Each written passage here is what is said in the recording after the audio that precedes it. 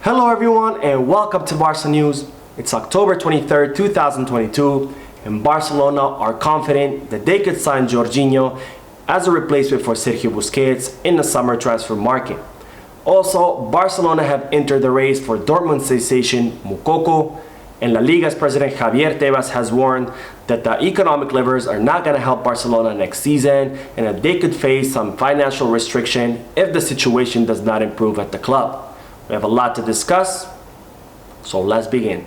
Hello everyone and welcome to the channel.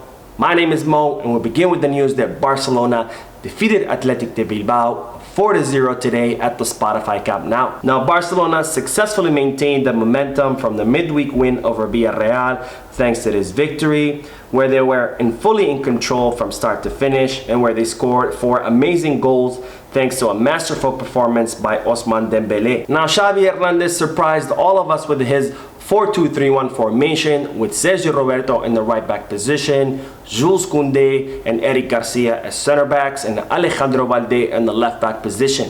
Now both Frankie de Jong and Sergio Busquets played as a double pivot, right behind Ousmane Dembélé, Pedri and Gavi, and with Robert Lewandowski leading the attack. Now Barcelona began the first half with a high intensity where they kept the pressure on Athletic Bilbao with all of their attacks, and they also pressured pretty high up the field upon the loss of the ball, and as a result Barcelona were able to create a lot of chances which culminated in them scoring 3 goals in the span of 10 minutes. Now Barca approached the second half the same way as they did against Villarreal, which was to protect the big lead with smart football and not allow the opposition to have any hopes of getting back into the game. Now Barcelona dropped back when they needed and they gave the ball to the visitors as Athletic Bilbao struggled to create any meaningful offense and they also left huge spaces in the back which allowed Barcelona to counter attack. Now Barcelona created a lot of big chances during the second half which led to them scoring their 4th goal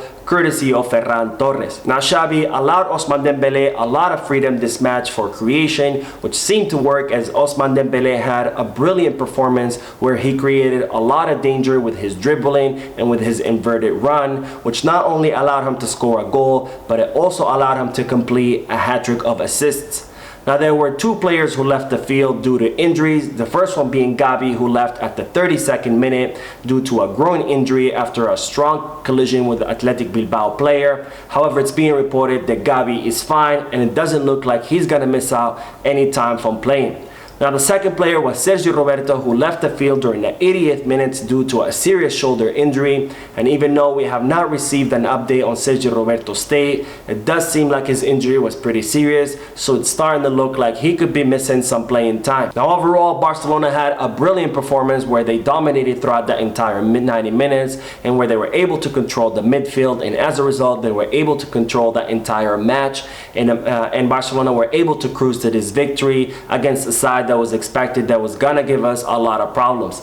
Now with this victory, Barcelona are able to add 3 more points to their tally. However, they're still second on the table given that Real Madrid won their match yesterday against Sevilla 3-1 in a match where there were several controversial refereeing calls, where a penalty against Real Madrid was not awarded and where a red card that should have been handed to Real Madrid were also not awarded as well. Now as I've said many times before, I don't believe in that there's some kind of conspiracy in the league. However, these bad refereeing calls are becoming more and more often, and the Spanish league should take a hard look at how the referees are being trained and how the referees are applying the football regulations, because these bad refereeing calls are not only starting to affect the outcome of matches, but it's also starting to affect the whole race for La Liga's title, which is unacceptable, especially in the age of VAR. Now Barcelona, our next opponent, will be Bayern Munich in the Champions League on Wednesday, and the club have been handed a small boost as Bayern Munich have announced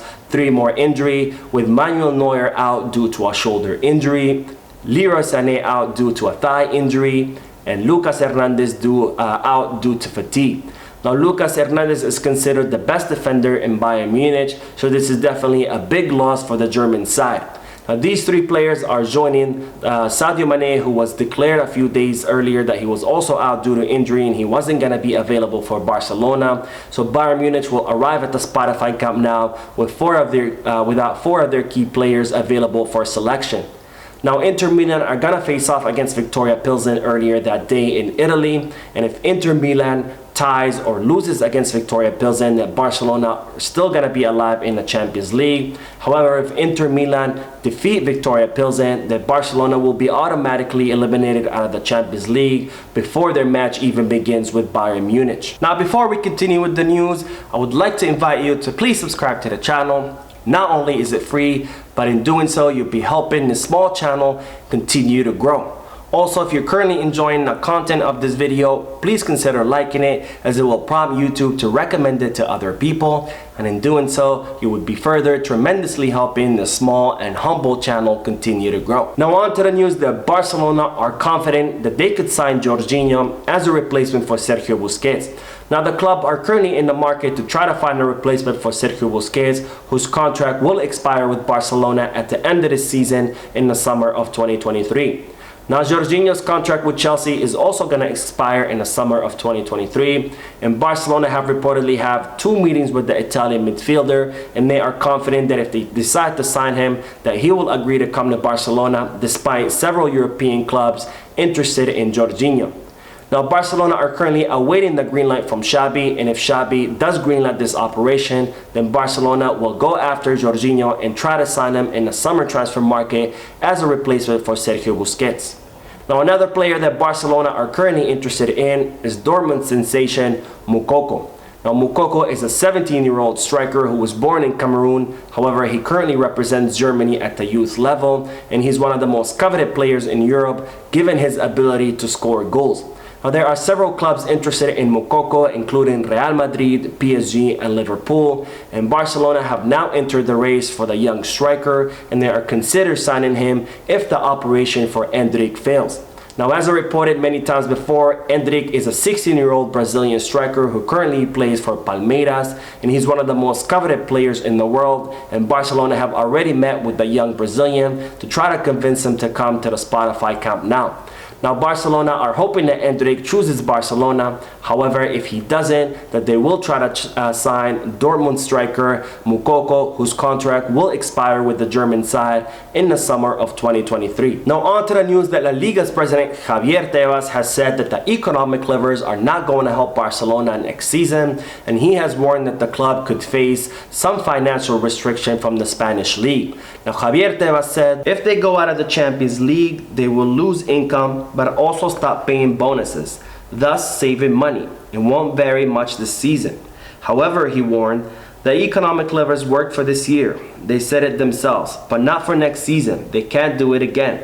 They have to reduce their salary. They can't go on with 600 million euros of salary. They have to go down to 400 or a little more, like Real Madrid and other big European clubs. If not, next year, they will be back on the 1-to-4 ratio. Now, Barcelona's wage bill was at 600 million euros over this past summer. However, with the several exits, Barcelona were able to reduce the wage bill to 500 million euros. However, they fell short of reducing the wage bill to 400 million euros, which was their goal, given that not all of the players left like they were hoping, and given that some players did not reduce their salaries, such as Frankie de Jong. Now, Javier Tebas has warned that if Barcelona does not reduce their wage bill further, that they're going to face financial restriction, and they're going to be placed under the 1-to-4 ratio. Now, the 1-to-4 ratio means that for every euro that Barcelona gain from the exit of a player, they're only going to be able to use 25 cents of that euro in order to sign new players. So for example, if Barcelona sell a player for 100 million euros, then they would only be able to use 25 million euros out of that 100 in order to buy new players. Now this would of course hinder Barcelona's chances and possibilities of signing new players, as we saw in the past where Barcelona were placed under a 1-to-3 ratio. Now, thanks to the activation of the economic levers and to the several exits during the summer, Barcelona were released from that 1-to-3 ratio, and they were able to make several of those signings over the summer.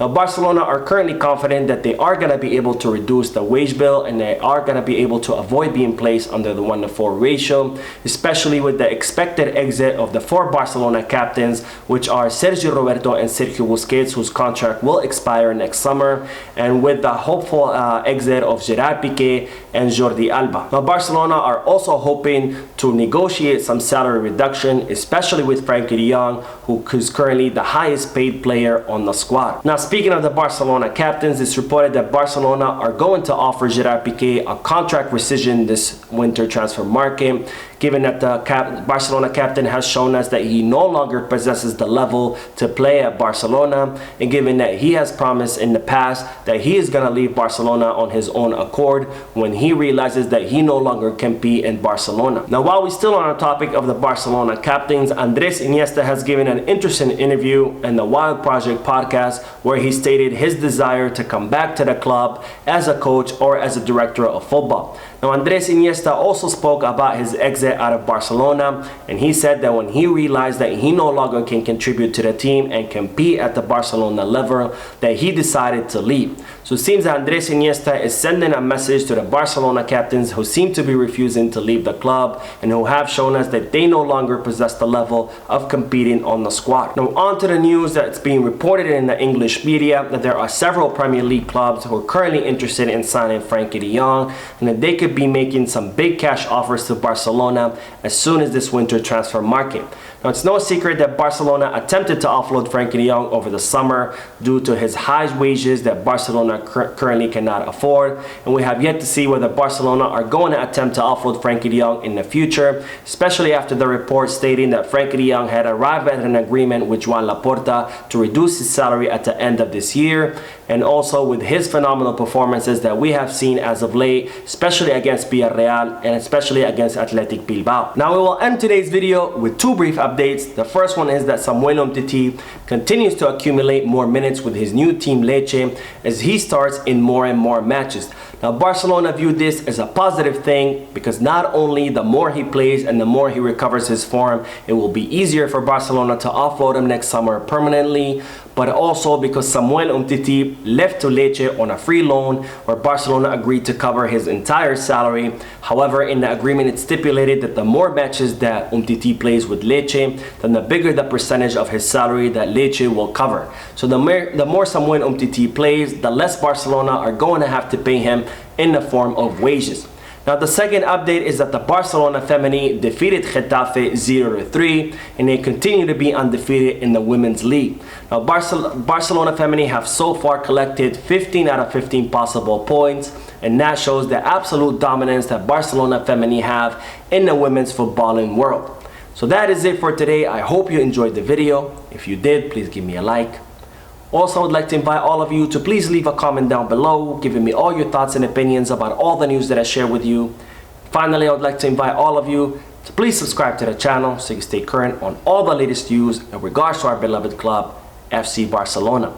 Thank you for watching. I will see you in the next video, and as always, Visca Barça.